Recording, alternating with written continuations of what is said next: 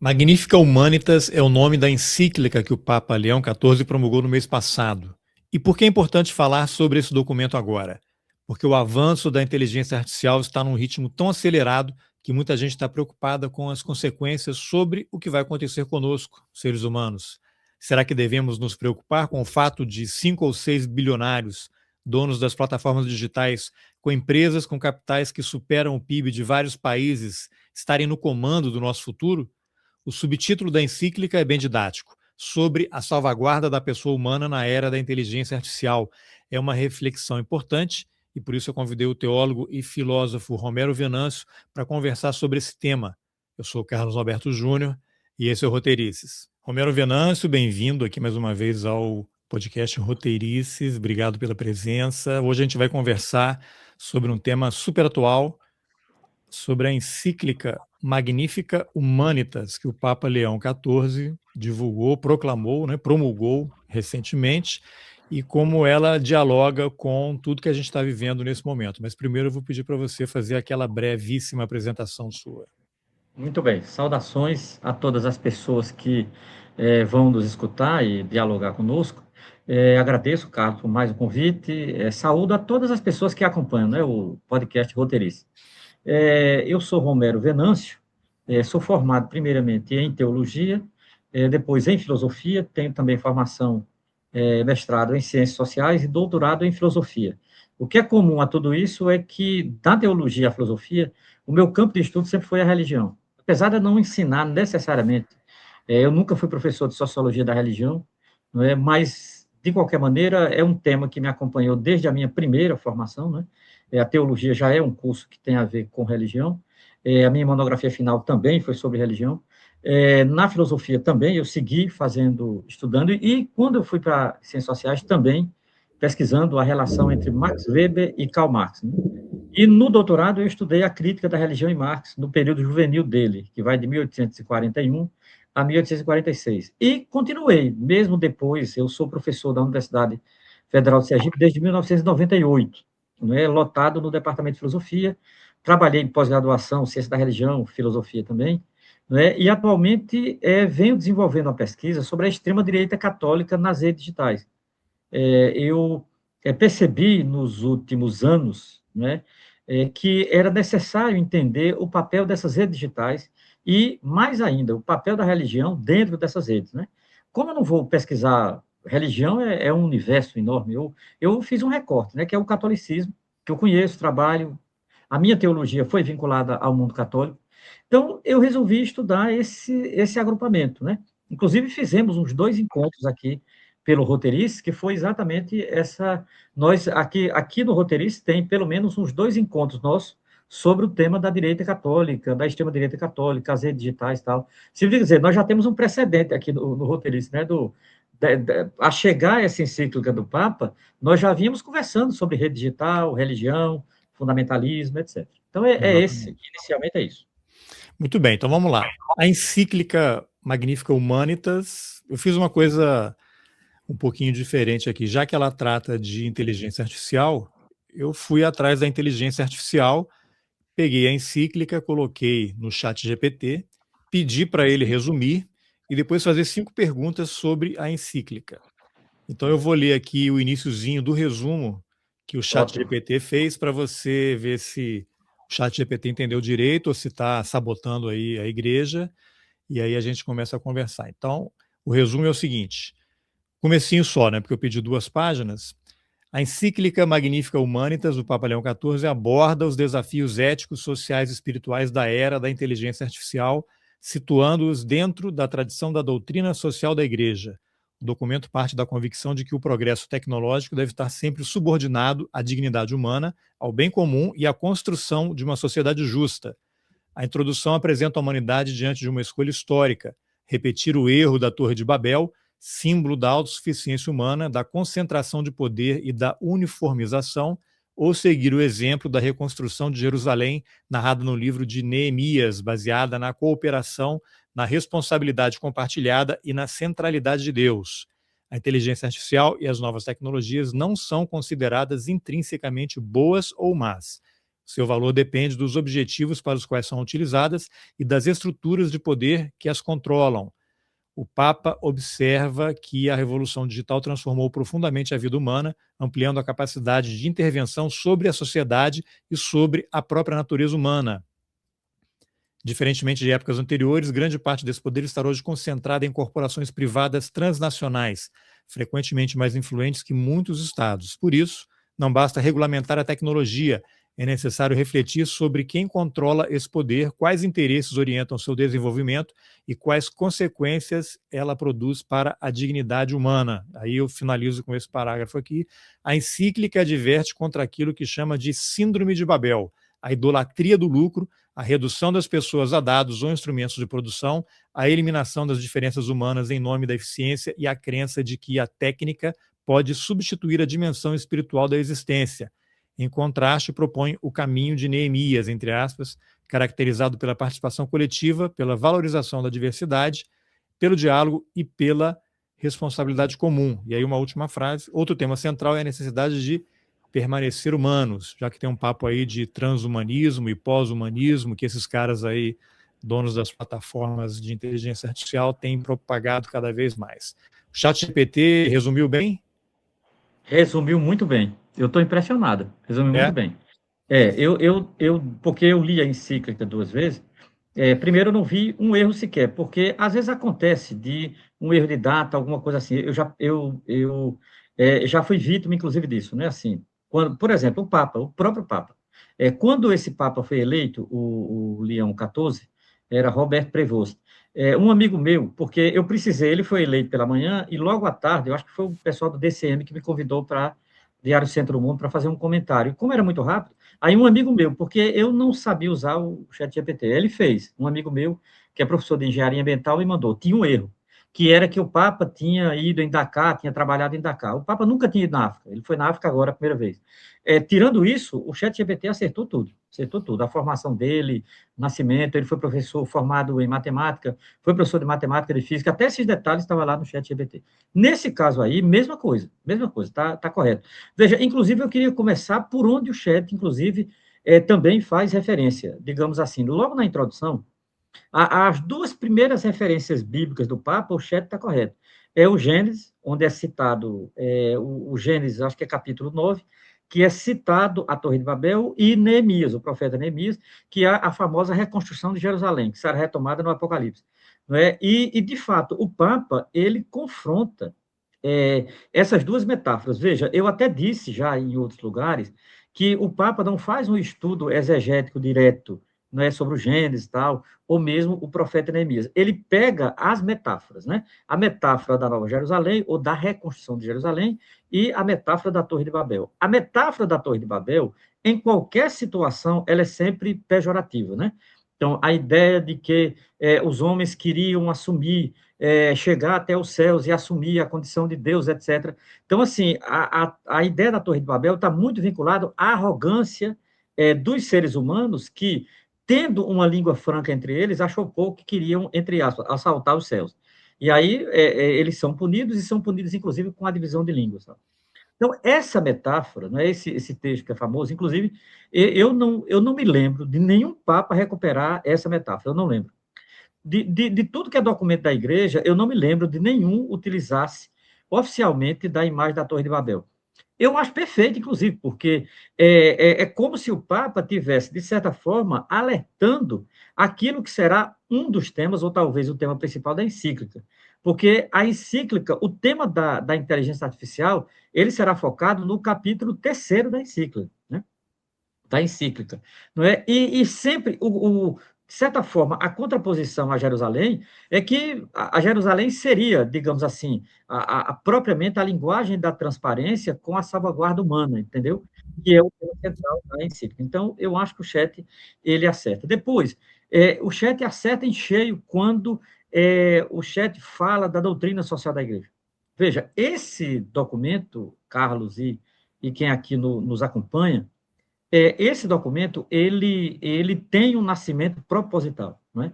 Veja, o Papa tem o nome de Leão XIV, logo teve 13 anteriores a ele, né? E o mais perto, de fato, é o Leão XIII. né? O Leão XIII governou a igreja ali na segunda metade do século XIX, bem iníciozinho do século XX, foi um papa muito produtivo, um papa que escreveu muito. Para você ter uma ideia, eu tenho todos os documentos desse papa, está aqui na minha mesa. Olha o tamanho de tudo que esse homem escreveu. Isso aqui são os documentos de Leão XIII. Todos, de ponta a ponta, inclusive em ordem cronológica. É um dos papas que mais escreveu na história da igreja. Tudo bem que o papado dele foi longo, mas ele foi um dos mais que escreveu. E não é só por isso que ele é citado, obviamente, não é porque mais escreveu, é porque ele tem um tipo de texto que inaugura, eu diria, um movimento dentro da igreja. Né? O Leão XIII, ele inaugura a chamada doutrina social da igreja, com uma encíclica exatamente em 15 de maio de 1891, chamado Rerum Novarum. Veja, a Rerum Novarum, ela, de fato, é a mãe de toda a doutrina social da igreja. Né? Não é que antes de Leão XIII a igreja não falasse de pobre, de sociedade e tal. Falava, mas não falava na maneira que Leão XIII fez. Porque Leão XIII não só inaugura um conteúdo, ele inaugura um estilo, que vai ser, eu desconfio, veja, aí é aquela coisa, né? É uma tendência, eu não sei se vai ser assim, mas eu desconfio que esse Leão XIV está fazendo isso também. Esse Leão XIV está inaugurando também o estilo. Daqui a pouco eu falo nisso. Ainda Leão XIII. Leão XIII, ele, ao criar a doutrina social da igreja, ele tinha uma pretensão muito direta. Veja, Leão XIII não era socialista, muito pelo contrário. Ele era antissocialista, mas também ele não era simpático ao capitalismo. Leão XIII, ele tinha ele gostaria, ele queria, não sei, eu não sei da cabeça dele, mas assim, eu imagino pela encíclica, ele queria encontrar uma terceira via. Eu sei que esse tema é péssimo, né? E eu vou usar a dele, porque na época não É. tinha. Não Mas tinha só esse dar um texto. contexto, Romero. Qual é o contexto É, histórico que a é, encíclica Rerum Novarum foi escrita? O que estava vamos lá. acontecendo no mundo? Tinha uma Exatamente. revolução aí acontecendo lá na Exatamente. Inglaterra? Veja, olha, era um contexto de pós-revolução industrial, de ascensão do movimento operário, de ascensão do movimento socialista, da organização dos trabalhadores e, principalmente, era o momento de ascensão de um rapaz que o Papa não tinha grande simpatia, chamado Karl Marx. Veja, Marx havia morrido já fazia 10 anos, então, assim, era um momento de ascensão do pensamento de Marx, né? De Marx, Engels, etc. Consequentemente, do movimento operário. O Papa, a igreja estava perdendo os operários, Carlos. Veja, eu não vou enganar ninguém aqui, não vou fazer um discurso religioso. Eu vou fazer um discurso mais sociológico sobre a encíclica. A preocupação do Papa era os operários saindo da igreja. Os operários estavam lendo Charles Darwin, estavam lendo a teoria da evolução, estavam lendo história do movimento operário, estavam lendo jornal. Havia um movimento científico muito grande na Europa e que o Papa sabia disso. Então, o Papa ele tinha que dialogar com esses movimentos para não deixar que os operários fossem atraídos pelo evolucionismo, pelo socialismo e também pelo liberalismo. O Papa percebia que o liberalismo é tão pernicioso para a igreja quanto o socialismo. Por isso que eu chutei a palavra terceira via, é uma brincadeira. Na verdade, essa palavra nem existia na época. Ele queria encontrar um terceiro caminho, que seria o caminho da igreja. Veja, o Papa acreditava nisso, Leão XIII acreditava nisso, que você tinha o caminho do socialismo, o caminho do liberalismo e do capitalismo, você teria um terceiro caminho que seria o da igreja. Não é? E para isso, a igreja precisava ter a sua própria doutrina social. Veja, o movimento operário, Carlos, tinha sua doutrina, que era o marxismo e o anarquismo. O liberalismo tinha sua doutrina, que era a economia política inglesa. A igreja não tinha. Por isso que eu acho que o Papa Leão XIII, eu mesmo não concordando com ele, eu acho que ele foi genial. Ele foi genial. Ele foi um visionário. Veja, se o movimento operário tem sua doutrina, os liberais capitalistas têm sua doutrina, a igreja tem que ter também a sua. E nada melhor do que um nome desse, doutrina social da igreja. Significa dizer, a partir de Leão XIII, a igreja estava autorizada a falar de sociedade, pensando ela que podia evangelizar a sociedade. Ponto. Isso ali é um 13. Veja, significa dizer, foi um homem que dialogou com o seu tempo. Se a gente pula, Carlos, para Leão XIV, é exatamente o que esse homem pretende. Eu não estou dizendo que Leão XIV que é uma terceira via. O que eu estou dizendo é que Leão XIV percebeu qual é, hoje, o ponto forte da sociedade contemporânea. É o que ele chama, é a palavra dele, paradigma tecnocrático. Eu fiquei surpreso com esse termo. Olha, eu já vou adiantando aqui, porque senão eu posso até esquecer. Eu fiquei surpreso com o uso de dois termos nessa encíclica. Para mim, me surpreendeu, porque não é linguagem papal. A primeira, paradigma tecnocrático, o Papa usa esse termo, e ele usa colonialismo digital. Isso, olha, eu me surpreendeu, assim, porque são dois termos que fazem parte do que a gente chama hoje vulgarmente de sociologia das comunicações. O pessoal que está trabalhando, significa dizer, o Papa leu o quê? Sérgio Amadeu, o Papa leu Davidson Faustino, que são autores que usam esses termos, né, aqui no Brasil. Então, veja, o Papa, ele está querendo, a partir do que tem de mais avançado na sociedade contemporânea, ele quer ir para dentro para fazer uma crítica. Né? Porque, veja, eu já começo dizendo assim uma coisa que o chat GPT não disse, apesar de, na minha opinião, o chat acertar em tudo. Né? Mas não disse isso, o chat foi insuficiente, acertou, mas foi insuficiente. Veja, o tema, na verdade, o tema da inteligência artificial não é uma especialidade do Papa. Muita gente imaginou, divulgou assim, o Papa agora virou um especialista em IA. Eu tenho certeza que não é. Se você observar o subtítulo da encíclica e o capítulo terceiro, o Papa está preocupado com, entre aspas, salvaguardar a dignidade humana na era da inteligência artificial. Significa dizer, o interesse do Papa não é em si a era da inteligência artificial, é a condição humana dentro dessa era. Porque o Papa percebe uma coisa, Carlos, que aí eu acho que ele está correto, né? É inevitável. Veja, a favor do chat GPT, contra o chat GPT, ele está aí, é uma realidade. A favor da inteligência artificial, contrário à inteligência artificial, é uma realidade, ela está aí. Por isso que, nesse sentido, o Papa, semelhante ao seu antecessor no nome, o seu antecessor no nome, que era o Leão XIII, o Papa acerta no estilo, primeiramente. O estilo desse Papa, eu acredito que você deva ter lido, Carlos, a encíclica, você perceba, é um estilo simples, é um estilo direto. Outra coisa, é uma encíclica longa, é uma das maiores da história, tem mais de 90 páginas, mais de 200 citações, mais de 200 citações, inclusive citações não religiosas. Ele cita autores, tipo Tolkien, que não são autores religiosos, não são autores da tradição teológica e tal. Então, assim, eu Aqui diria na que tela as citações. olha, vai passar de 200, vai passar de 200. É impressionante a quantidade de citação, e num texto simples, olha, 224 citações. 224 citações, exatamente. E outra coisa, num texto fluente, num texto direto, num texto não tem uma linguagem pomposa. Outra coisa, ele não exagera nas citações bíblicas, teológicas, porque eu tenho a impressão que essa encíclica ela foi pensada desde que ele tomou. Ele saiu pensando assim, detalhadamente. Outra coisa, eu não tenho dúvida que o Papa recebeu ajuda dessa encíclica, mas ele escreveu. Ele é um agostiniano, ele é um intelectual, ele não é aquele que delega a escrita para outros e lê e faz observações. Para mim, ele escreveu essa encíclica e pessoas fizeram observações, mas ele escreveu. Claro. Pois não, Mas, Carlos? Romero, eu queria Pois que não. você desse. Eu sei que a gente sempre corre o risco aqui de um anacronismo, né? Esses paralelismos, 1891 e o que acontece hoje, mas dá um panorama. Como é que viviam os trabalhadores daquela época e hoje? Porque se é sobre condição de vida e melhora, o que a gente vê hoje é uma precarização total do trabalho, um neo-escravismo, alguns até poderiam dizer, uma uberização em que você tem que trabalhar cada vez mais a tecnologia, que o argumento sempre era, ele vai nos libertar, para a gente ter mais tempo livre. Inclusive, até numa outra conversa nossa, eu coloquei um vídeo aqui que é na verdade, criado por inteligência artificial, que mostra o Sam Altman, o cara da Tesla lá, o Elon Musk, mais velhos, e falando, né? No futuro, ninguém vai trabalhar mais, porque a inteligência artificial vai produzir tudo que a gente precisa e as pessoas vão ter tempo livre. Mas como isso é possível? Como é que eu vou ganhar dinheiro? Vou parar de trabalhar porque um robô vai fazer o meu trabalho e quem é que vai me dar uma renda? Quem é que vai comprar?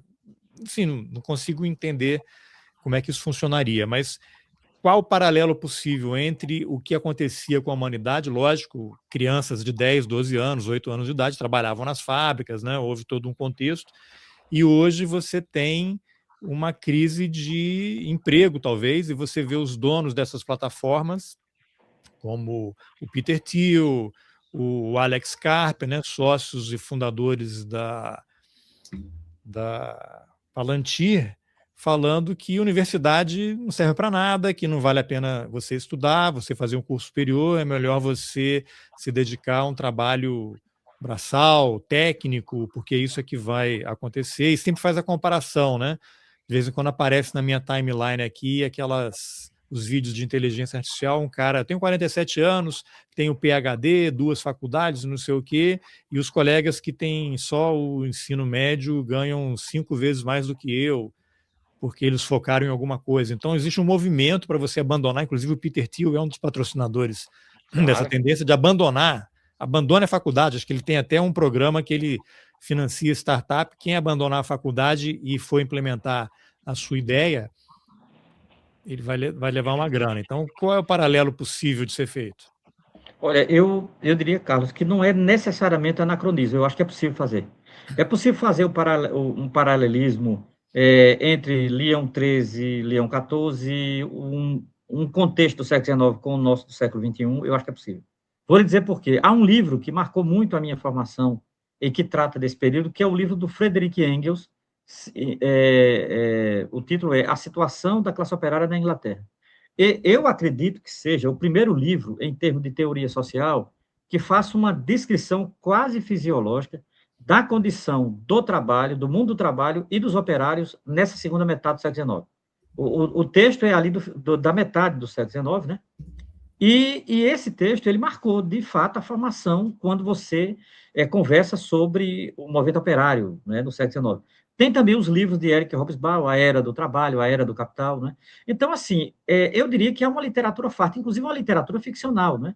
Émile Zola, por exemplo, Charles Baudelaire, por exemplo.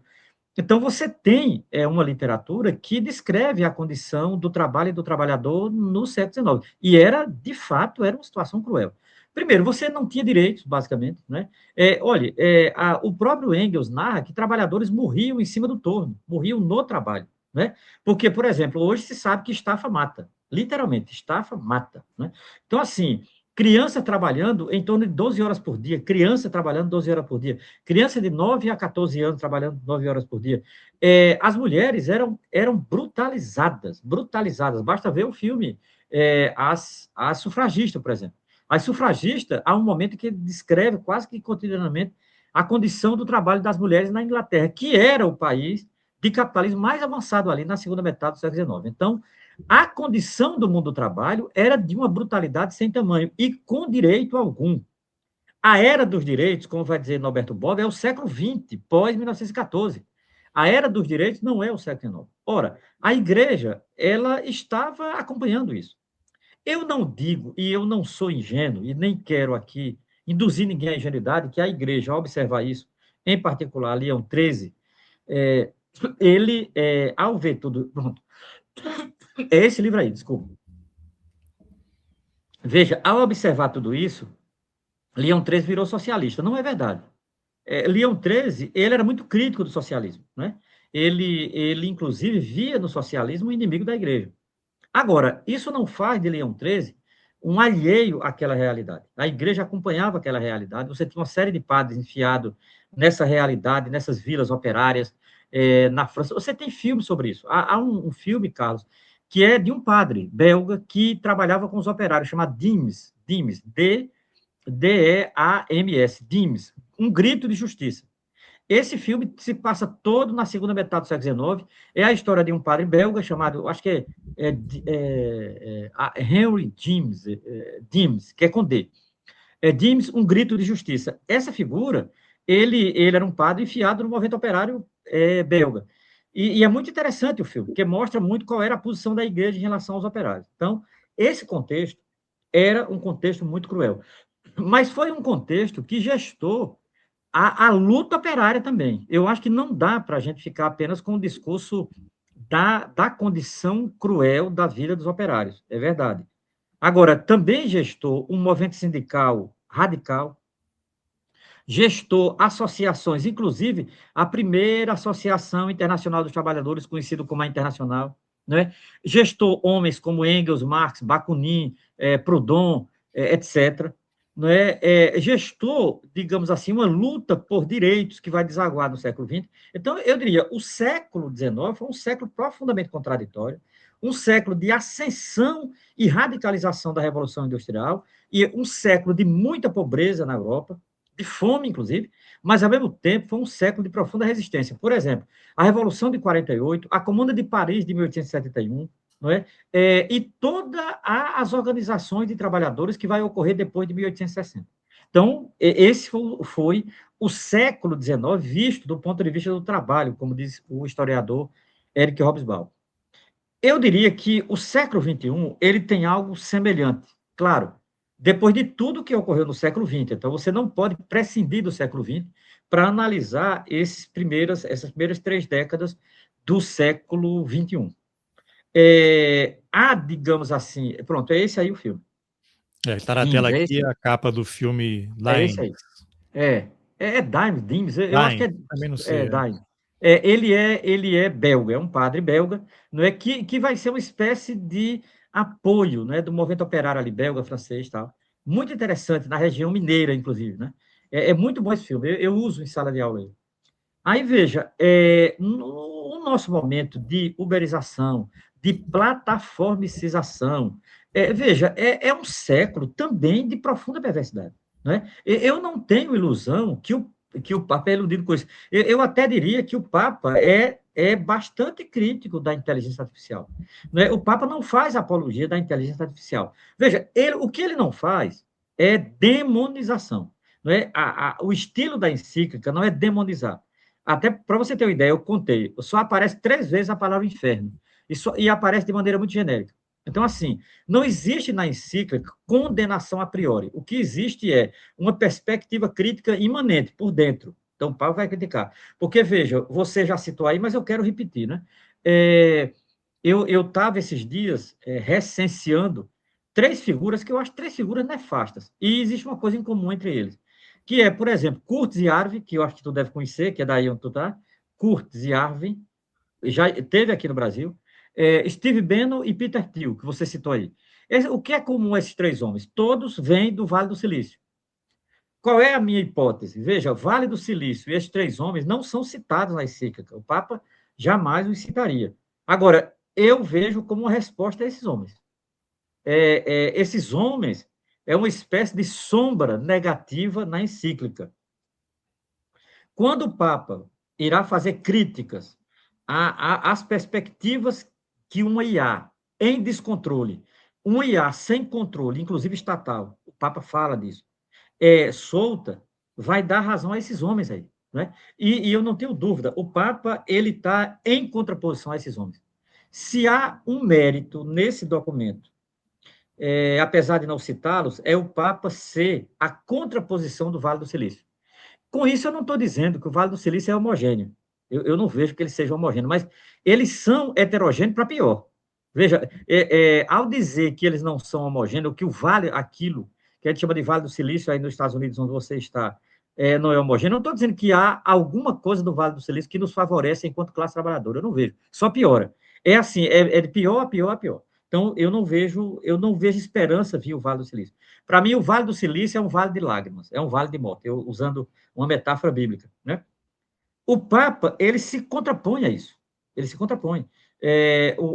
E facilita, entre aspas, ele ser americano. Veja, o Papa nunca reivindicou essa condição de ser americano. Inclusive, quando ele tomou posse, ele falou em espanhol. Mas, assim, ele é inglês. Né? Ele é dos Estados Unidos. Né? Só para E, você na minha fazer opinião... uma observação Ou não. que nem todas estão nem lá nem cá, e aí eu queria saber por que a Anthropic tem essa posição. O que está na tela aqui, para quem tem só no podcast, é um vídeo em que um dos cofundadores da Anthropic, o Christopher Olah, ele estava junto com o Papa, foi convidado para o lançamento da encíclica. Então, vou deixar aqui, está sem áudio, não precisa a gente ouvir, mas aqui tem o Papa chegando, é um vídeo de... Entrou um comercial aqui, é um vídeo longo de mais de 1 hora, em Sim. que fala sobre, o Papa fala, várias autoridades da igreja, e tem o cara aqui da Anthropic, e foi divulgado que a Anthropic foi chamada pelo Vaticano para se Sim. reunir com os especialistas, cardeais, religiosos ali para tratar de questões éticas. E a gente Sim. lembra que a Anthropic ela tinha um contrato com a Secretaria de Defesa, né? Departamento de Defesa Sim. dos Estados Unidos, que agora é Departamento da Guerra, e eles se recusaram a liberar todo o acesso do governo americano a determinadas mecanismos lá da Anthropic, porque eles acham perigoso demais você liberar todo o potencial que a inteligência artificial pode provocar numa guerra, e é o que a gente está vendo lá Sim, na Palestina, com a Palantir, que acabou assumindo esse contrato da Anthropic, junto com a NVIDIA, né? São empresas que produzem coisas diferentes, mas estão totalmente interligadas, e a Anthropic acabou perdendo o contrato porque se recusou a liberar geral para o governo americano.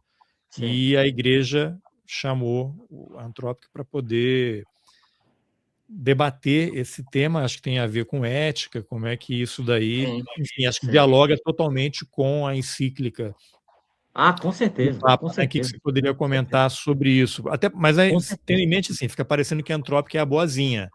Eu acho que Não, nenhuma dessas não, empresas de é, inteligência artificial é boazinha. Eles querem o claro, dinheiro, eles querem o claro, lucro, eles querem claro. contratos, e talvez o cara ainda tenha um resquício ali de moralidade, né? Precisamos ir com calma, mas todos eles tinham antes. O próprio Elon Musk, no início, ele que foi um dos caras que apoiaram a criação do ChatGPT lá, Claro. da inteligência artificial, depois ele saiu e processou o Sam Altman, que disse que Isso, jamais tornaria a empresa de capital privado, e hoje você entra no chat GPT, tem anúncio, você pesquisa, tem ali várias opções de anúncio. E ele processou o Sam Altman e perdeu recentemente, são inimigos, e o próprio cara da Anthropic, o principal, que eu esqueci o nome dele agora, ele também é inimigo do Sam Altman, porque eles estavam na mesma empresa, votaram pela saída do Sam Altman, que conseguiu dar uma reviravolta, se manteve na empresa, ele saiu, criou a Anthropic, teve até um evento na Índia sobre inteligência artificial, eu vou procurar aqui a imagem, que eram os caras dessas plataformas todas, de mãos dadas junto com o Narendra Modi, primeiro-ministro, e o isso. Sam Altman e o cara da Anthropic estavam lado a lado, e se recusaram a segurar a mão um do outro. Né? Eu vou buscar aqui, eu vou pedir para você comentar. Exatamente. Não, primeiro, eu achei importante o Vaticano, na verdade não foi uma convocação do Papa, do Vaticano, né? Convidar o pessoal da Anthropic e inclusive, tem mais outras empresas de comunicação da Europa que fez parte, né, desse evento que depois deu-se no lançamento da encíclica do Papa, né? Veja, o Papa, ele está bem assessorado nesse campo, né? Interessa a ele se informar sobre isso. Mesmo que ele não cite, veja, ele não cita esse pessoal na encíclica, mas você tem ali posicionamentos ético-políticos que, de certa forma, é um recado para eles, não é? Agora, a ideia de chamá-los para fazer esse debate mais no campo ético, eu acho importante. Não vai mudar, não vai mudar. Eu não acredito na conversão dessa gente. Veja, essa cultura do Vale do Silício, porque para mim não é apenas um vale no sentido físico, geográfico, é muito mais uma cultura, digamos assim, de uma certa entronização desse paradigma tecnocrático, como diz o Papa. Isso é o Vale do Silício. E eles estão intimamente ligados à lógica do capital. Então, veja, o Vale do Silício é capitalismo. A forma hoje como se trabalha informação, que é objeto privilegiado, já faz tempo, gente, desde a década de 90, que você fala em capital do conhecimento, forma de conhecimento relacionado a capital, conhecimento como força produtiva. Então, os termos já vêm desde os anos 90. Então, o capitalismo, ele de fato, entrou em cheio, até porque faz parte da sua lógica entrar em cheio nesse tipo de coisa, né? Eu Esse coloquei aí na é o tela encontro aqui da Índia, né? rapidinho, só para as pessoas Esse é o da verem. Índia. É o evento Esse é o na da Índia. Índia. Então está o É, Sam Altman aqui e o Dario Amodei, é o nome dele, no evento. Isso aqui é um vídeo do New York Times. Todo mundo dando as mãos, menos eles aqui, ó. menos eles, ela figura na mão. Óbvio, claro, exatamente. Eles não estão. Agora, é interessante, Carlos, ser na Índia, né? E ter aí, ó, o O Sam presidente da Altman Índia no meio. procurando aqui. É, exatamente. O Narendra não conseguiu, né? O Não. Modi não conseguiu. E ele sendo ele também de extrema-direita, né? E eu Sim, acho que ele é tem por isso, inclusive. uma postura, né, simpática e tal, mas ele está lá. Acabou de visitar Israel, né? Sim, ele é de Porque ele tem direita, rixa com assumidamente. o Paquistão está intermediando a situação lá do Exatamente. Irã, então é Exato. confusão de tudo quanto é lado. Tudo quanto é lado. E ele é direito, isso aí todos nós sabemos, na Índia, todos nós sabemos. Então, veja, essa relação, e eu acho, Carlos, que isso enriqueceu a encíclica. Veja, até nisso, esse Papa inova no estilo. Ele foi para dentro desse debate. Ele foi para dentro. A antrópica lá é apenas uma questão simbólica, mas o Papa foi para dentro desse debate da inteligência artificial. Não é uma coisa de fora. Eu acho isso, para mim, é um mérito metodológico dessa encíclica. Essa encíclica, Carlos, ela é inovadora, inclusive no estilo do Papa. Se você olhar os outros documentos da igreja, os documentos da igreja, o peso teológico é muito grande, o peso bíblico, não é?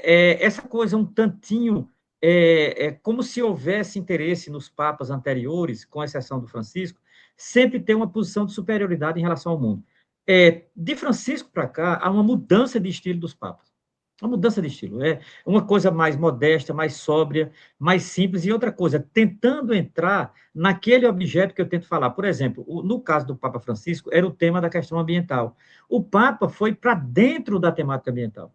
Eu não tenho dúvida que o Leão XIV fez isso com o debate tecnocrático, rede digital, inteligência artificial. Então, ele foi para Não, dentro, claro, porque a ele usa inteligência uma artificial nomenclatura própria. toda, ela depende do quê? Data center, o que a gente vê no mundo Exatamente, inteiro é um movimento exatamente. contrário. Aqui nos Estados Unidos você tem dezenas de cidades em que as pessoas estão votando para que não haja data center. Isso está começando a acontecer no Brasil, porque o Isso, data center ele chega com uma falsa promessa de colocar bilhões de investimento, mas bilhões na própria empresa. Aí os governos oferecem todo tipo de incentivo fiscal, isenção de impostos, e você tem uma fazenda de um hard drive gigantesco que produz calor, consome todos os recursos daquela região e não oferece nada em troca, porque não a oferece quantidade nada. de emprego gerada ela é muito É, pequena é, e durante o tempo da construção. Depois você vai ter algumas é, pessoas que vão ficar monitorando aquilo. E perfeito. aqui nos Estados É, Unidos tem diversas reportagens saindo. O Washington Post é quem está dando uma grande cobertura e tem algumas revistas como a Mother Jones, The New Republic. Eles estão mostrando como é que essas empresas estão chantageando e ameaçando as pessoas. Eles chegam numa pequena cidade e começam a comprar fazendas. E aí chegam lá para uma pessoa, olha, a gente quer comprar sua propriedade aqui porque a gente vai ter um data center. Não, não quero vender. Tudo bem, então você vai ter a sua propriedade cercada por data center. Então você vai ter um vulcão praticamente ali, produzindo calor, um é, zumbido é. intermitente e sugando toda a água da região. E as pessoas acabam Pronto. sendo forçadas a ir embora. Então, Exatamente. Olha, os recursos hídricos, Carlos, eu não sei se tu lembra, há uma referência do Papa a isso. É o único momento em que me fizeram essa pergunta, inclusive num debate. Qual é a temática, qual é o debate ambiental do Papa Leão XIV? O Papa Leão XIV, ele não tem uma temática ambiental como Francisco. Agora, que fique evidente, há uma referência ao impacto ambiental da inteligência artificial, principalmente a partir desses data centers. O Papa fala disso, inclusive dos recursos hídricos. Rapaz, olha, Carlos, eu soube isso muito recentemente. O que você está falando para mim é uma descoberta recente, não é? O impacto ambiental, principalmente em termos de recursos hídricos, desses data centers é incalculável, meu velho. É então eu vou mencionar um número incalculável. aqui. Algumas pessoas podem achar que a gente fugiu do tema. Até teve uma É. conversa nossa anterior que um cara comentou lá, fugiu do tema a conversa. A nossa Não, conversa é dinâmica, mas está tudo é interligado, não tem tudo. Esse escapado tema a está na tema. Eu encíclica. perguntei Está aqui na encíclica. É, é, no Claude AI, consumo de água em data center em escala é, global. Os é. data centers dos Estados Unidos consumiram quase 1 trilhão de litros de água em 2025, volume equivalente à demanda anual da cidade de Nova York. Grandes centros de dados individualmente podem consumir até 5 milhões de galões por dia. Em alguns casos, o volume anual chega a 1 bilhão e 800 milhões de galões, o que equivale ao consumo de uma cidade de porte médio. E por que consomem tanta água? A água é usada principalmente nos sistemas de resfriamento dos servidores Exato. que geram enorme calor. Então, todo mundo que tem um computador, de vez em quando ele não esquenta, tem a Claro, ventoinha que fica claro. ali e É, tal. É isso, a máquina está funcionando e está gerando calor. exatamente. E no Brasil, o uso consultivo, nem sei que palavra é essa, do setor em 2022 foi de apenas 0,03 do total utilizado no país, cerca de 2 bilhões de litros, comparável ao consumo anual de aproximadamente 34.900 pessoas. Olha, Ok, eu vou Carlos, pegar um tem outro aqui. dado daqui a pouco aqui, mas seguimos aí com você. Não, só ainda eu quero fechar esse ponto que eu acho absolutamente fundamental, fundamental. Veja, eu disse a você que só recentemente eu tive acesso a isso, porque eu tive contato com uma pessoa, uma mulher aqui chamada Márcia Honda. Ela mora em Brasília. Ela é do sindicato de processadores de dados. Ela é do sindicato e ela está criando uma rede nacional para essa discussão que a gente está fazendo aqui. Exatamente o que você falou, para esse acompanhamento e tal. O nome dela é Márcia Honda. Eu participei de uma live com ela e depois no privado, nós começamos a conversar e ela me passou uma série de coisas. É literalmente assustador, Carlos. Isso que você está dizendo aqui é a ponta do iceberg de uma tragédia anunciada. Veja, na minha opinião, o Papa está ciente disso, ciente disso. Esses dados sobre recursos hídricos, né, e a relação com processamento de dados, né, esses data centers, isso está contemplado na encíclica, não é, em uma forma crítica. Então, eu não tenho dúvida disso. Até isso, veja, eu estava comentando o estilo da encíclica, até isso muda o estilo, porque o capítulo 3 a encíclica tem 5 capítulos, mais uma introdução e uma conclusão. Então, ela é composta de 7 partes, né? Uma pequena introdução, né, que o Papa já anuncia os problemas da Desculpa, encíclica, e... Romero, só antes de você Ou não, entrar nisso aqui, só ou para não, fechar esse tempo de ou data não. center, eu perguntei Ótimo. aqui sobre o consumo de energia elétrica, porque a conta de energia aqui na minha casa, neste inverno, que foi um inverno muito rigoroso, foi absurdamente alta. Da empresa de energia elétrica mandar e-mail e carta para os consumidores oferecendo diversas formas de parcelamento. Vou usar números aqui, num mês ainda do outono, a conta vinha $400, por exemplo. No auge do inverno, ela chegou a $2.000. As pessoas não têm dinheiro para pagar. E eu escutei uma matéria na NPR, que é a rádio pública aqui dos Estados Unidos, que um dos motivos pelos quais a conta de energia, luz e gás veio mais alta já tinha a ver com o consumo crescente de data centers. Esse é um alerta que tem que ser um alerta para a sociedade civil, mas tem que ser um alerta governamental, né, Carlos? Claro, eu suponho que o caso do governo brasileiro, do presidente Lula, deve estar informado disso. Um governo não pode não saber disso, né? Agora, o que, de fato, a gente está conversando aqui é sobre o papel da encíclica diante desse mundo. Veja, o que a gente conversou aqui tem a ver com a sua última pergunta, que é o contexto do século XXI é esse. Significa dizer, o Papa se posiciona em um contexto desse que você descreveu aí também inicialmente, tomando apenas a figura do data center. Então, a encíclica, ela quer responder a essas situações que são situações angustiantes, são situações que atingem a dignidade humana, são condições que podem levar a um empobrecimento muito maior da humanidade. E outra coisa, não é no momento em que há um crescimento desses discursos neofascistas. Não é à toa, Carlos, que esses nomes que eu citei anteriormente, eles têm diretamente ou indiretamente vínculos com uma certa cultura fascista.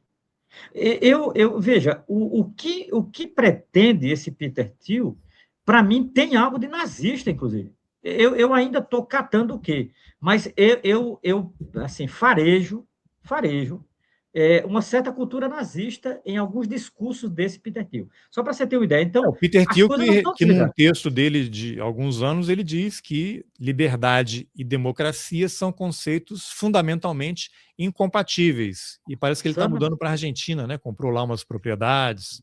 Exatamente, exatamente. Milley tem nele, Milley o venera. Você precisa ver o discurso de Milley quando ele chega lá. É uma coisa assustadora isso. Então, esses homens não são apenas homens de negócio, homens que trabalham nesse mundo digital, homens da inteligência artificial. Eles também são homens políticos. Tá? E eles correspondem, digamos assim, a uma certa ideologia contemporânea. Então, o Papa, para mim, está antenado nisso. Tá? Eu Não, acho não é uma coisa. interessante isso que você está falando, Romero, Sim. porque saiu um texto numa edição recente da revista The Wired, que é uma revista bastante conhecida aqui, trata de tecnologia e acompanha muito esse segmento.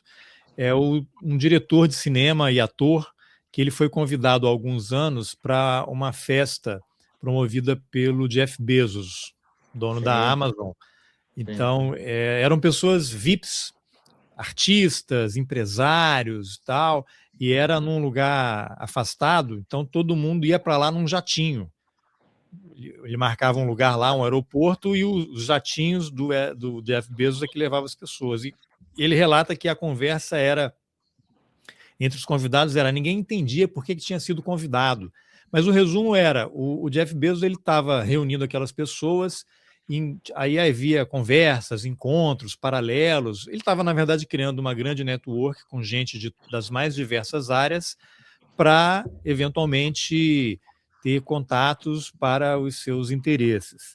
E aí o autor desse texto, ele faz um comentário no final que eu acho perfeito e que se aplica ao que acontece. Pessoas como Sam Altman, Jeff Bezos, o Elon Musk, o Peter Thiel e até o pedófilo lá, esqueci o nome dele, que se O matou Epstein, o Epstein, o o Jeffrey, Epstein. E Epstein, só caiu, eu acho, por conta da pedofilia, porque ele, se não tivesse sido aquilo, ele ia estar ainda aí operando tal. Esse pessoal chegou a um estágio, eles têm tanto dinheiro, tanto poder, que eles não estão mais sujeitos às regras que o resto da humanidade está, porque as empresas deles têm um valor de mercado que supera o PIB de muitos países.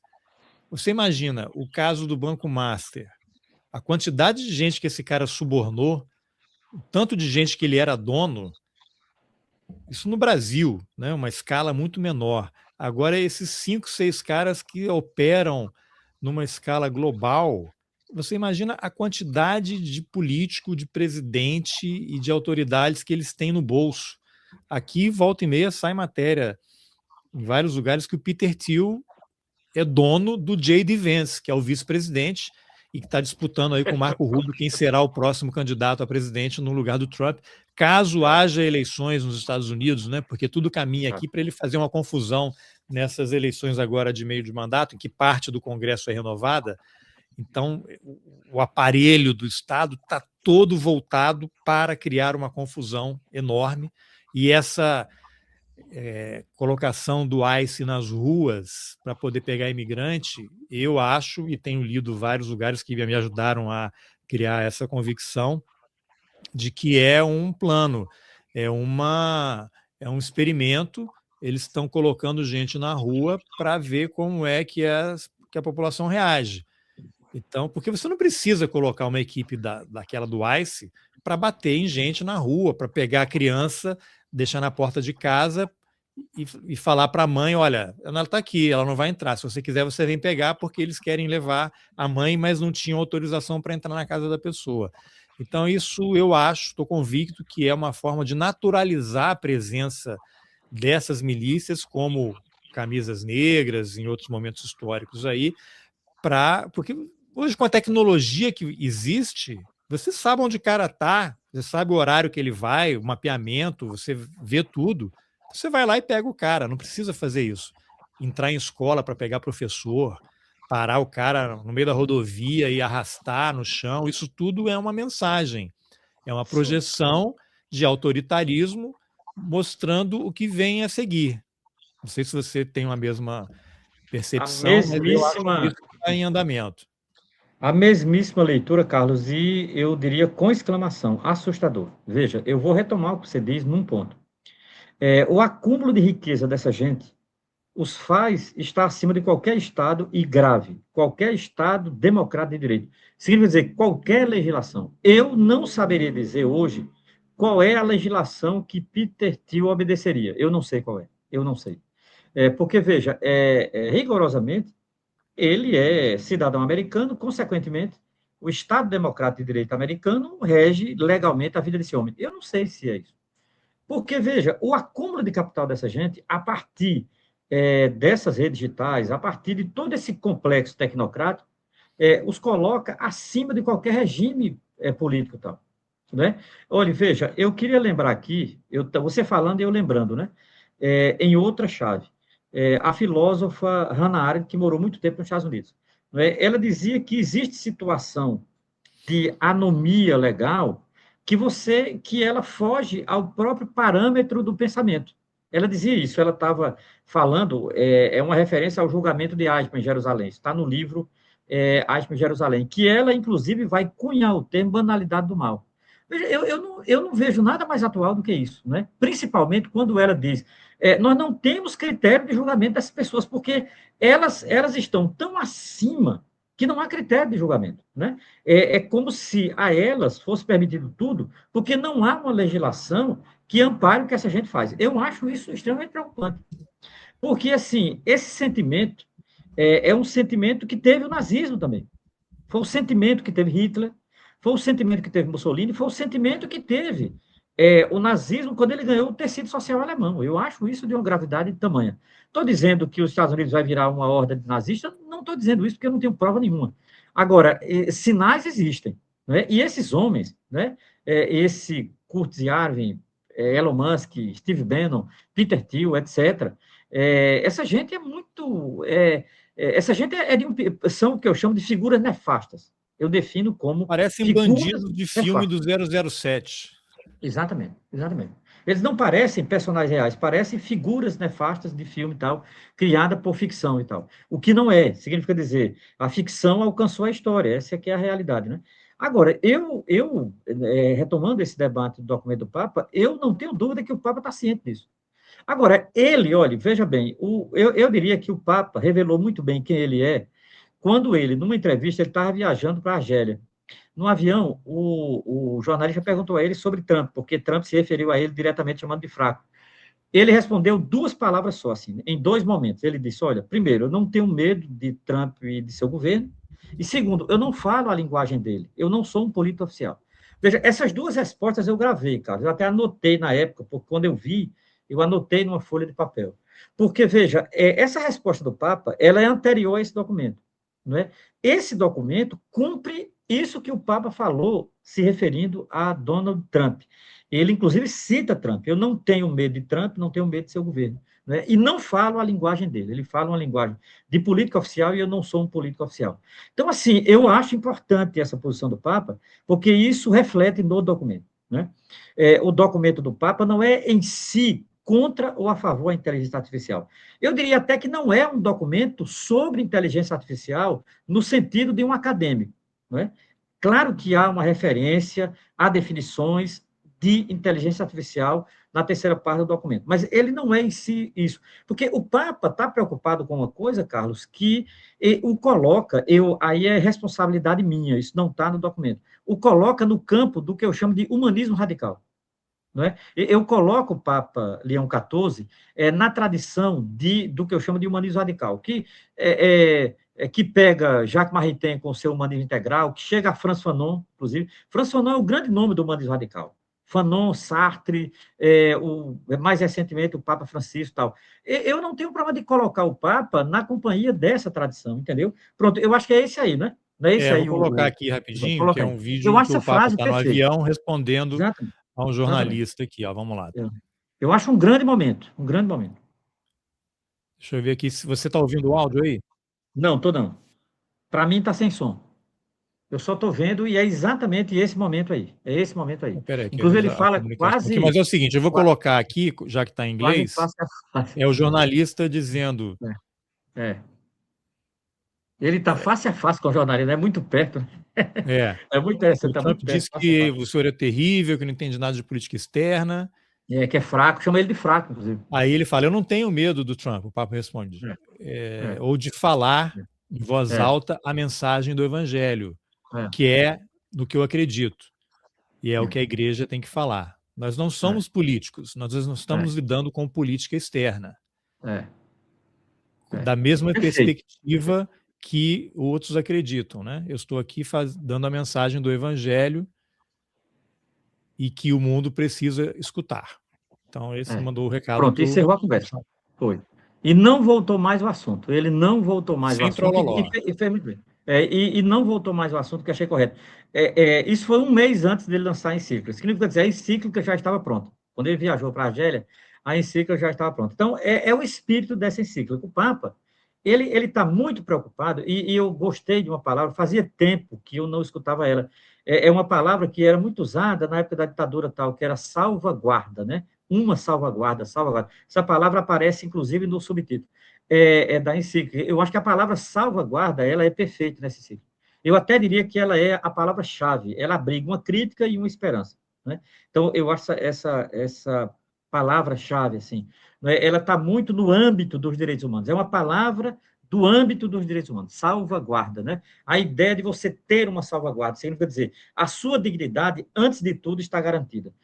Esse é o objetivo do Papa, né? O Papa E percebe assim... nessa encíclica, Pois eu não. pedi de novo aqui para o Claude, né, um Pois episódio em não. cima da inteligência artificial, você vai apontar aí as eventuais imprecisões, em que na Pois não. encíclica o Papa fala sobre o risco para a democracia e diz: Sim, à luz sim, do bem comum e do destino universal dos bens, esse sim. fenômeno suscita sérias preocupações. Pequenos grupos muito influentes podem orientar a informação e o consumo, condicionar processos democráticos e incidir sobre dinâmicas econômicas em seu próprio benefício. A gente já Sim, vê sim, isso aí acontecendo há sim. muito tempo.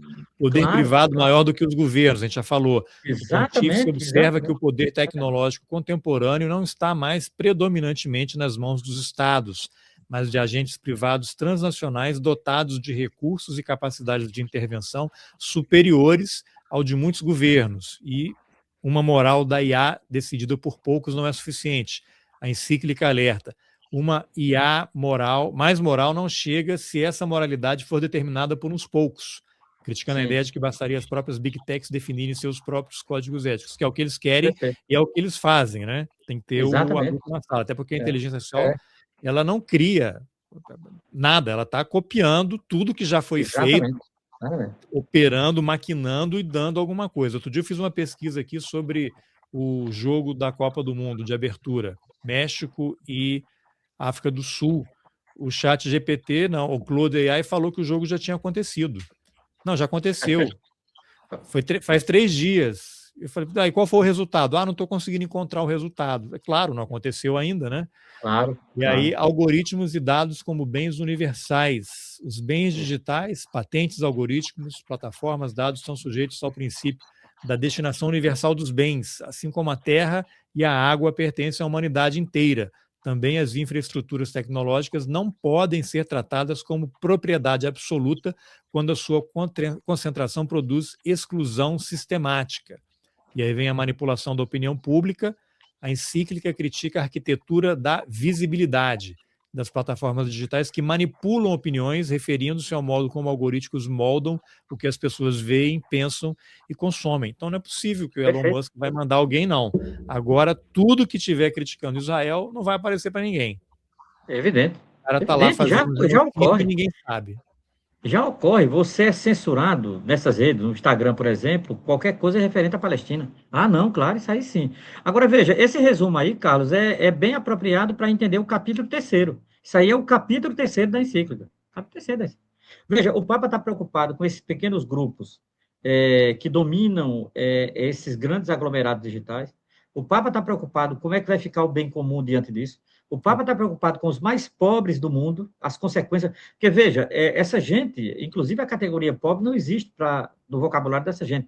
Essa gente vive uma vida absolutamente privada. É esse mundo aí de jatinho que você falou e etc. Então, essa gente não tem a categoria pobre no seu horizonte. O Papa tem. Eu acho importante. O Papa tem, até porque o seu primeiro documento oficial, lançado em outubro, era focado na figura dos pobres, que é a exortação apostólica de Lex T. Então, assim, o Papa tem essas preocupações. Olha, para mim, esse documento fura uma bolha, né? O Papa não está na bolha. Faz parte, para mim, da forma como ele escreve essa encíclica. Ele está fora da bolha, né? Essa bolha fechada tal, o Papa está fora dela. E o Papa está vendo a bolha, né? E, obviamente, fazendo uma crítica a ela. E ampliando o horizonte para ela, né? O Papa, ele tem interesse de sair desse mundo. Olha, o humanismo do Papa é de uma radicalidade em que ele não tem dúvida que esse mundo é um mundo sem sentido. É um mundo sem sentido. É um mundo niilista, é um mundo. Porque é um mundo da lógica unicamente interesseira do capital. O que essa gente tem unicamente é interesse. Não é? E o Papa está plenamente consciente disso. E, obviamente, ele vai soltando algumas palavras disso, né? O Papa não podia usar também um vocabulário beligerante como eles, porque eu tenho a impressão que assim, a lógica do Papa é não cair na lógica deles, é criticá-los sem cair na lógica deles, né? Digamos, não cair nessa linguagem beligerante, que é muito comum nessas redes digitais, não é? Que é muito comum dessa gente. Para mim, essa linguagem beligerante vem dessa gente. O Steve Bannon, ele ensinava como fazer isso, né? Olavo de Carvalho ensinava como fazer esse tipo de coisa, e isso contaminou como um fungo essas redes digitais. Contaminou mesmo, inclusive nas práticas religiosas. O Papa, ele procura evitar isso, e eu acho que ele está correto. Está correto, senão ele não anuncia nada. Eles se confundem com essa gente, porque a crítica que o Papa quer fazer é para ir além dessa gente. Não é para se limitar e ficar rodopiando numa imanência sem sair do lugar, porque faz a crítica por dentro. O Papa faz a crítica por dentro para sair disso. Né? Como dizia um amigo meu, ele dizia, Romero, tem essas confrarias de maldade, é como uma lata de verme, só explode por dentro. Eu acho que é um pouco isso, né? É um pouco essa metáfora que um amigo meu dizia. Essa gente só explode por dentro. De certa forma, o Papa ele está alertando, obviamente, primeiro a comunidade católica, mas o documento não é só para a comunidade católica. Né? Inclusive, assim, uma parte dos católicos nem vão ler esse documento, nem vão ler esse ciclo, com certeza. Né? Já imaginam que já sabem o que tem nela. Agora, o documento é para além da comunidade católica, esse documento ele tem um peso social muito grande por ser assinado por um Papa, que é uma liderança de uma religião, e porque o Papa, ele de fato, ele quer abarcar um debate sobre esse mundo contemporâneo. Né? O Papa não quer ficar focado na sua igreja, isso é uma encíclica para o mundo, não é uma encíclica unicamente para católicos. Então, eu vejo de uma importância muito grande nele. Agora, se você Até eu quiser acho entrar nele, pois não, pode falar. interessante, Romero, eu ouvi num podcast outro dia também, alguém comentando que você tem uma questão geracional dos papas também, né? A pessoa disse que esse é o primeiro papa que tem um smartwatch, que tem um iPhone, que usa WhatsApp, É que verdade. usa essas É, tecnologias, então ele é uma pessoa, ele tem menos de 70 anos, né? Mas ele é uma tem. pessoa que já está no momento em que essas tecnologias já estavam bem disponíveis quando ele estava Sim, trabalhando, então ele sim. lida com isso, ao contrário, lá, você pega um, dois, três papas para trás, imagina o Bento XVI, não devia usar nada de tecnologia, né? Escrevia Claro. à Olha, mão, o sei lá o que Papa que ele Francisco fazia. foi quem inaugurou um pouco, né? O Papa Francisco inaugurou ter um canal, por exemplo. O Papa tinha Twitter, por exemplo. O primeiro Papa a ter Twitter foi Francisco, né? Francisco tinha Twitter. Então, assim, o Papa Francisco um pouco começou isso. Agora, de fato, o Leão XIV, ele está presente nessas redes, né? Outra coisa, ele vem da área, né? Ele tem formação em matemática, ele tem formação nesse campo que, de certa forma, corresponde, né, ou está ligado a essas redes digitais. Agora, eu não acho que é porque ele é formado em matemática, não é só por isso, isso é o de menos, eu diria. Não é? Ele tem interesse porque é um areópago a ser disputado. Veja, e eu acho que ele está corretíssimo. Por exemplo, boa parte dos fiéis dele já estão nessas redes. Né? Boa parte das religiões mundiais estão nessas redes. Boa parte, ou parte considerável da cultura mundial passa por essas redes. Não faz sentido um Papa estar alheio a isso. Ele não precisa ser um militante de rede digital, mas é importante que ele esteja informado, que ele saiba, que ele tenha, por exemplo, a linguagem apropriada. Esse documento tem essa linguagem. Há um esforço nesse documento para ter uma linguagem que se aproxima dessas redes digitais, até por conta do capítulo terceiro, que é sobre a inteligência artificial. Então, eu, eu vejo assim, como muito positivo, não é, a chegada desse documento e, consequentemente, aquilo que ele pode legar. Para mim, como ele foi lançado há muito pouco tempo, né, ele não tem um mês de lançado ainda, ele ainda está sendo, de certa forma, burilado, né, nessas redes, burilado no campo católico e para além do campo católico. Com certeza, os políticos leram esse documento. Essa gente ligada ao Vale do Silício leu, e se não leu, vai ler. Né? Então, assim, é preciso que pelo menos esteja informado para se contrapor. Porque eles vão É, perceber que o Papa é a contraposição a eles. É eu isso. pedi aqui para o chat GPT fazer um resumo desse capítulo 13. Tem um ponto aqui, tem aquela expressão, né, que é o que está no texto, que é o paradigma tecnocrático, no qual a técnica tende a ser vista como não apenas como instrumento, mas como principal critério para organizar a sociedade, a economia e até a própria vida humana. E aí tem um trechinho que ele diz: um dos principais alertas do capítulo é o risco de reduzir a pessoa humana a um conjunto de dados mensuráveis.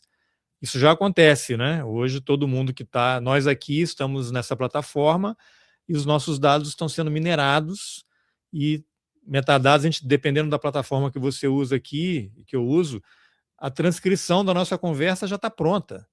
O próprio programa ele cria os cortes para poder compartilhar aí nas redes sociais e a transcrição já está sendo analisada, já entrou em alguém está ganhando dinheiro em cima do que a gente está conversando aqui. Então, é reduzir a pessoa humana a um conjunto de dados mensuráveis. A lógica tecnológica tende a valorizar a eficiência, produtividade e desempenho, mas o ser humano possui dimensões que escapam a qualquer cálculo: consciência, liberdade, amor, criatividade, compaixão, espiritualidade e capacidade de relacionamento. Nenhum algoritmo consegue reproduzir plenamente essas características. Aí tem aquela questão do transhumanismo, que é o que o Peter Thiel daqui a pouco eles vão tirar o cérebro aí e vão só substituir os corpos ao longo do tempo. A encíclica dedica atenção especial às correntes filosóficas do transhumanismo e do pós-humanismo, que defendem o uso da tecnologia para superar os limites biológicos da espécie humana. Segundo essas visões, seria possível melhorar indefinidamente as capacidades físicas e cognitivas do ser humano ou até fundir o homem e máquina. Leão XIV considera essas propostas problemáticas porque frequentemente tratam a vulnerabilidade humana como um defeito a ser eliminado, esquecendo que a fragilidade, a dependência dos outros e a mortalidade fazem parte da experiência humana e são fontes de solidariedade, amor e crescimento moral. É isso? Perfeito, perfeito. É exatamente isso. A ideia do paradigma tecnocrático está logo na introdução da encíclica, está na parte inicial do capítulo terceiro, que é sobre a IA. Veja, Carlos, vamos ser sinceros, isso rigorosamente, isso não é conversa de papa até o Papa Francisco, não é. O que é que eu digo que não é conversa de papa? É que os papas, de um modo geral, eles não usam essa linguagem tão mundana, entre aspas, como usou Leão XIV. Leão XIV foi para dentro, por exemplo, ele discute corrente filosófica contemporânea, ele discute a situação da tecnologia contemporânea, e outra coisa, ele se posiciona com relação ao transhumanismo, ele vai afirmar o humanismo.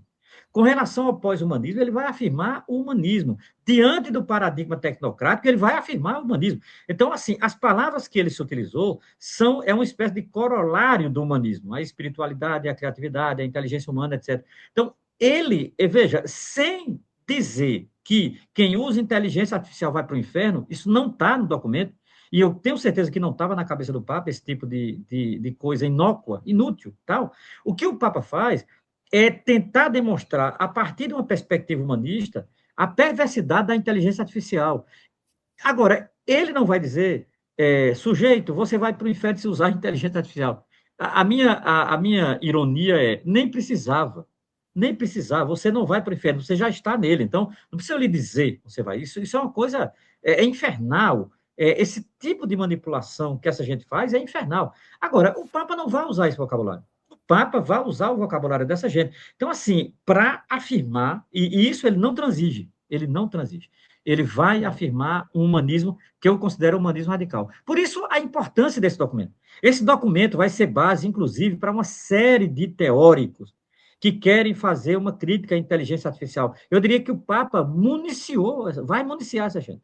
É isso, Eu cara. quero colocar aqui, ó, é uma série que eu achei interessante, já tem alguns anos, está disponível no Netflix, que é Altered Carbon, que é meio isso.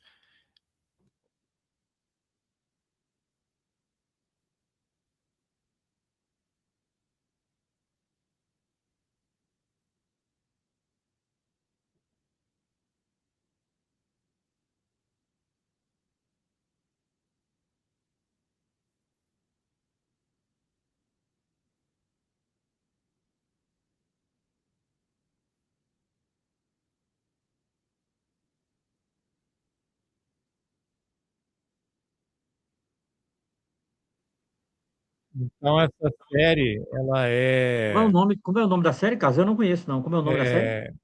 Altered Carbon, deixa eu procurar Certo. aqui. É uma série em que as pessoas vivem para sempre. O cérebro dela é guardado em num HD e você vai mudando de corpo ao Sim, longo da sua existência, que é sim, Altered Carbon. E sim, aí, vai até ter que ter um momento em que, vou deixar rolando aqui na tela, isso aí é um cara que acordou, né? Mas ele está com sim, outro corpo. Aí vai aparecer uma cena aqui em que eles vão comparar lado a lado o corpo anterior dele. Então eles vivem eternamente. Está aqui sem áudio, né? Ó, tá aqui, ó.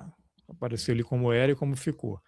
Então é meio esse transhumanismo aí também, né? Você vai viver para sempre. E já tem pesquisas, né? O próprio Elon Musk tem aquela empresa Neuralink, que ele faz implantes no cérebro, né? Lógico que tem isso, um lado muito importante, que é você ajudar pessoas com problemas, né? Voltar a andar, com claro. Parkinson, né? Curar doenças, mas também tem esse lado de você querer viver para sempre. E Sim. sempre tem isso, né? Desde Tem sempre isso de um sempre, desde a bilionário aí, né? célula-tronco, olha, desde aquela linguagem, você lembra, desde que surgiu a linguagem das células-tronco, desde que surgiu ali, surgiu a possibilidade, a partir da célula-tronco, nós vamos criar um outro humano, então, naquele momento surgiu essa ideia. É interessante que foi nesse contexto aí de célula-tronco que voltou o debate sobre Frankenstein, sobre o livro da Mary Shelley, etc e tal, né? Sempre volta, né, esse tema e tal. E tem É, aquela história do carro autodirigível, né? sim, E sim, é autoconduzido, e aí o dilema é ético. Ele está numa estrada ou numa rua em alta velocidade, tem três pessoas atravessando, uma criança, um adulto e um idoso. E aí qual vai ser a decisão? Ou ele desvia e o passageiro morre, ou ele tem que atropelar uma das três pessoas e tem que escolher qual delas. Ele vai escolher sim, qual.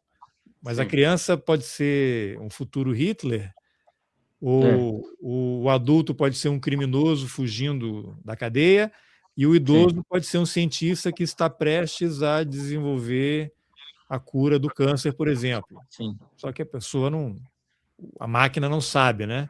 Então, sim, qual vai ser a escolha? Qual o critério? Então, sim. Olha, por isso que a fronteira desse documento são os dilemas éticos. Eu diria que o ponto forte do Papa são os dilemas éticos. As questões que o Papa coloca para a inteligência artificial são questões éticas. O Papa não entra no debate tecnocrático. O Papa, de certa forma, ele não quer ficar refém da linguagem tecnocrática. Ele quer ir além dela ou não se limitar a ela. Para o Papa, a questão central é as questões éticas. Significa dizer, as questões que envolvem aquilo que define, digamos assim, um projeto ético que é a dignidade humana. Antes dele entrar no capítulo terceiro, no capítulo 2, o Papa vai definir a inteligência, a doutrina social da igreja. Tem gente que talvez não tenha entendido por que ele deixou a IA para o capítulo terceiro. Sabe por quê? Porque no capítulo 2 ele vai definir aquilo que a gente chamaria de fundamentos da doutrina social da igreja. O capítulo 2 é sobre os fundamentos da doutrina social da igreja. Então, para o Papa Leão XIV, quais são os fundamentos da doutrina social da igreja? Aí agora entende-se por que no terceiro que vem a IA. Quais são os fundamentos da doutrina social da igreja? A palavra dignidade, a palavra justiça e a palavra bem comum, articulados no que ele chama de humanismo integral, que vem de um filósofo francês chamado Jacques Maritain. Então, assim, dignidade humana, e aí o Papa faz toda uma definição, a questão da justiça, a questão do bem comum, né? E o horizonte de um humanismo integral. Significa dizer, o Papa, ele se posiciona em relação à inteligência artificial a partir desse pressuposto. Veja, o Papa, ele não vai totalmente aberto a discutir inteligência artificial. Por isso que o debate do Papa não é tecnocrático. Há um procedimento que sempre antecede o discurso papal, que é exatamente os fundamentos da doutrina social da igreja. Então, interessa ao Papa a inteligência artificial porque ela é ponta de lança de uma situação concreta em que está imersa a humanidade. E interessa ao Papa essa humanidade imersa nisso. Interessa ao Papa entender a humanidade nesse projeto de era da inteligência artificial. Significa dizer, salvaguardar a pessoa humana na era da inteligência artificial. Pronto. Essa é a tese que o Papa não transige, ele vai até o final, nessa toada. E o capítulo terceiro é apenas para dizer qual é o objeto disso, né? Qual é o objeto que pode colocar em risco a dignidade humana. Cara, eu acho muito bem elaborado isso. Eu acho que é uma. Claro que isso, inicialmente, você pode imaginar, mas, Homero, isso é só para católicos. Olha, veja bem, para católicos o discurso teológico e bíblico do Papa, eu compreendo. Uma pessoa que é ateia não tem que, obviamente, levar isso a sério. Agora, veja, uma pessoa de esquerda ateia, ela tem que levar a sério os dilemas éticos da inteligência artificial. Aí eu vou suspeitar da pessoa, não vou suspeitar da inteligência artificial, eu vou suspeitar dessa figura de esquerda, porque isso é muito grave. Fala mais É, sobre ela do que sobre a inteligência artificial. Exatamente. Olha, alguém me perguntaram, Romero, se Karl Marx fosse, isso coisa de aluno de sala de aula de direito, né? Professor, e se Karl Marx fosse viver, ele teria iPhone, eu teria computador? Eu disse, sim, tu tem dúvida? Eu não tenho. E Teria tomaria sim. Coca-Cola. Mas não tenha dúvida. Se ele gostasse disso, não tenha a menor dúvida. Veja, ele teria, porque aí, como é que o senhor tem prova disso? Porque eu li o Capital, você devia ter lido também, eu li o Capital. E no Capital, Marx fala do papel das forças produtivas. Então, significa dizer, Marx não é um romântico que defende voltar ao passado. Em nenhum momento, Marx é crítico desse socialista romântico. Ele é crítico desde a juventude, que ele critica esse tipo de socialismo romântico. Então, a ideia de estar imanente no que tem de mais avançado em termos de força produtiva é um mandamento do marxismo. Agora, eu não estou dizendo que o Papa é marxista porque faz isso. O Papa está noutra linhagem. Agora, o Papa, nesse sentido, eu não tenho dúvida que, nesse momento, o pessoal marxista que está discutindo rede digital está associado ao Papa. E vice-versa. E o Papa também. E vice-versa. Porque é uma questão de aliança estratégica, não é uma questão do Papa ser Sim. comunista. Por favor, não é isso. É uma É, questão de aliança estratégica perante um inimigo maior, que é a dignidade humana sendo violada por essa inteligência artificial. É isso, Carlos. eu perguntei aqui para uma das IAs aqui os 4 pilares sobre a doutrina social da igreja. Veja isso está certo. Vai lá. Dignidade da pessoa humana, Sim, bem comum, sim, subsidiariedade sim. e solidariedade. Né? Sim, exatamente. Dignidade... Tem mais algum? Não, são esses. Não, não, não. A subsidiariedade é a justiça social. Então, Perfeito. dignidade da Perfeito. pessoa humana, princípio base, todo ser humano É, tem valor intrínseco, independentemente de exatamente. raça, classe, utilidade econômica ou Exatamente. capacidade. Nenhum sistema É, capitalista, socialista ou é, tecnológico pode é. tratar pessoas como meios. Bem comum, Exatamente. as Pronto. estruturas da sociedade devem servir ao conjunto das pessoas, não apenas a grupos privilegiados, que é o que acontece. O Claro, interesse coletivo tem precedência sobre o interesse privado quando há conflito. Aí ele já está ali no socialismo, né? claro. É. Subsidiariedade. As decisões devem ser tomadas no nível mais próximo possível das pessoas. O Estado Isso. não deve fazer o que as famílias, comunidades e associações podem fazer por si mesmas, mas deve intervir quando elas não conseguem. Solidariedade, somos responsáveis uns pelos outros. A desigualdade extrema é uma falha moral, não apenas econômica. Acho que é Perfeito. um diálogo total com a Magnífica Humanitas, e quando você Sim, menciona o sim. terceiro capítulo, E, chama muita atenção, é, tem um resuminho é, aqui, esse é. capítulo conclui apresentando a visão cristã do verdadeiro mais que humano. Para a fé Sim, cristã, a plenitude humana não é alcançada por meio da fusão com máquinas ou do aumento exatamente. artificial das Claro, capacidades biológicas, mas pela graça de Deus, bom, aí já é religião total, e claro. pelo crescimento na comunhão com os outros. O Sim. autêntico humanismo cristão não busca superar a humanidade, mas realizá-la plenamente através do amor, da solidariedade e da Perfeito. abertura a Deus. E aí, em Perfeito. síntese, o terceiro É. capítulo afirma que a inteligência artificial pode ser uma ferramenta valiosa, mas adverte Exato. que ela não deve redefinir o que significa ser humano. A pessoa continua sendo superior à técnica e o futuro tecnológico só será verdadeiramente humano se preservar a liberdade, a dignidade e a vocação espiritual de cada ser humano. E com isso eu vou pedir para você fazer um arremate aqui para a gente concluir o que Perfeito. a gente devemos ler, né, o documento aqui para entender e, e que lições a gente pega dessa encíclica e como é que a gente pode, de alguma forma, fazer um enfrentamento com esses bilionários. Às vezes eu fico um pouco sem esperanças aqui, porque é tudo tão corrupto, tão conectado, que aparentemente a gente está à mercê. E a história Eu é um pouco queria, isso. eu quero começar, Carlos, com esse teu final. Eu não tenho a menor dúvida que o Papa, ou qualquer religioso sério, eu não quero aqui apenas dizer o Papa, eu acho que é injusto focalizar só no Papa. Nós estamos focalizando nele por conta do documento. Mas qualquer religioso sério, ele tem que ter essa percepção que você teve, não como fim, mas como começo. Veja, eu não tenho nenhuma ilusão com o Vale do Silício, eu não tenho nenhuma ilusão com a Palantir, eu não tenho nenhuma ilusão com Kurt Yarvin, Steve Bannon, Peter A Thiel, paz, a Elon Pax Musk. Sílica. Exatamente, com o Donald Trump. Eu acho que é um dos momentos mais nefastos da minha geração. Um dos momentos mais nefastos da minha geração. Essa gente não tem projeto humano, essa gente só tem interesse, essa gente é de uma. Essa gente é idolátrica. Eu vou usar, me permita usar um termo bíblico, essa gente é idolátrica. Significa dizer, para além do ídolo, não há mais existência. Ora, o Papa, ele se recusa a aceitar esse veredito. Veja, o fato é real, mas o veredito não pode ser este. Então, eu diria que essa encíclica, ela é, antes de tudo, não é, um grito em defesa do humanismo, primeira coisa. Essa encíclica é um grito em defesa do humanismo. Agora, não é uma defesa do humanismo em que usa-se termos bíblicos para condenar quem não é humanista ao inferno. Também não é. O Papa não recorre a um discurso pré-moderno da Igreja. O Papa está intimamente antenado com o chamado Concílio Vaticano II. Então, o Papa quer ser moderno com os modernos para criticar por dentro os limites desse modernismo. E os limites desse modernismo passam pelas consequências da inteligência artificial. Essa é a segunda coisa. E a terceira e última coisa é que o Papa ele traz um programa de esperança. É o capítulo 5º, o último capítulo.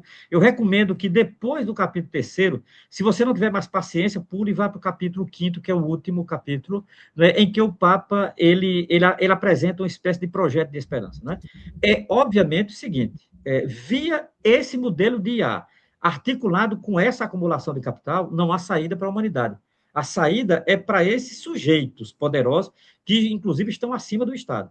Agora, o Papa ele traz um projeto de esperança. E, por fim, o Papa ele vai falar no capítulo 3º sobre a possibilidade, Carlos, de controle da IA. Sabia disso? Isso, para mim, é um ponto forte da encíclica.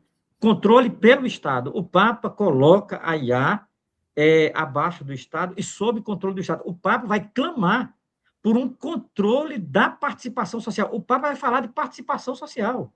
O Papa vai falar de participação social, o Papa vai falar de controle desse mundo tecnológico, o Papa vai defender o Estado Democrático de Direito. Quem diria, hein? Está aí. Eu acho isso muito importante e fica para nós esse horizonte de reflexão. Para aqui a nossa conversa. Mas eu diria, a reflexão sobre esta encíclica Magnifica Humanitas, ela vai continuar. É isso, Mas muito então eu obrigado. falei que ia terminar, mas não. O capítulo 5, já que você É, mencionou, é a cultura do claro. poder e a civilização do amor. Então ele Exatamente, fala, a cultura exatamente. do poder, Leão 14 alerta que as É, novas tecnologias, especialmente a IA, podem fortalecer uma cultura baseada na dominação, na competição e no controle. perfeito, O problema não é apenas perfeito. tecnológico, mas moral e político. E aí o Papa identifica vários sinais dessa cultura. Normalização da guerra. Conflitos Isso, armados passam a ser vistos como instrumentos normais da política internacional. Poder perfeito. sem limites. Estados, empresas e grupos econômicos adquirem capacidade de vigilância, manipulação e controle sem precedentes. É o que nós Estamos vivemos. às vésperas disso, Carlos, às Armas vésperas disso. baseadas em IA. A automação dos sistemas militares pode tornar a guerra mais distante da responsabilidade moral humana e reduzir os freios éticos ao uso da força. A crise do multilateralismo, enfraquecimento das instituições internacionais e das formas de cooperação entre os povos. Tudo isso a gente está vendo. Falso realismo político, a ideia de que É, apenas a força, o interesse nacional ou a vantagem estratégica importam, isso deixando é de Trump, lado isso é princípios Trump. éticos universais. E aí o Perfeito. contraponto é a civilização do amor. Como Claro. alternativa, Leão XIV retoma uma expressão tradicional da doutrina social da Igreja, desenvolvida especialmente por Era o São Papa Paulo Paulo VI. VI. A É, construção de uma civilização do amor se fundamenta em reconhecimento da dignidade de cada pessoa, solidariedade entre povos e nações, busca da justiça social, promoção da fraternidade humana e compromisso com a paz. É exatamente. isso? Um discurso que o Papa Paulo VI fez na ONU, inclusive, que resultou na Popular Progresso. Exatamente. É isso, eu acho que merece ser lido o capítulo 5º. Eu acho que é importante ler o capítulo 5º da encíclica. É isso. Valeu demais, Carlos. Muito Muito obrigado. bem, Romero, obrigado e nos falamos em breve. Grande abraço. Espero que você tenha gostado da entrevista com Romero Venâncio. Se gostou, compartilhe com seus contatos nas suas redes sociais. Isso é muito importante para ativar os algoritmos das plataformas e fazer esse conteúdo chegar para mais gente. Eu aproveito também para te convidar para apoiar financeiramente o Roteirices. É possível fazer isso na minha página, no Substack, o link está nas informações do episódio, ou fazer um Pix de qualquer valor usando a chave carlosalbertojr1569@gmail.com. Tem gente ajudando com 1, 5, 10 reais. Todo apoio é bem-vindo. Eu aproveito para agradecer todo mundo que tem apoiado o podcast. São vocês que fazem esse projeto possível. E você também pode ajudar seguindo a página do Roteiristas no YouTube, curtindo os vídeos, indicando e compartilhando o podcast com seus contatos e dando uma nota boa no seu tocador preferido. Isso ajuda muito a aumentar o alcance do Roteirices e fazer com que ele chegue a mais gente. É isso. Obrigado pela companhia e até o próximo Roteirices.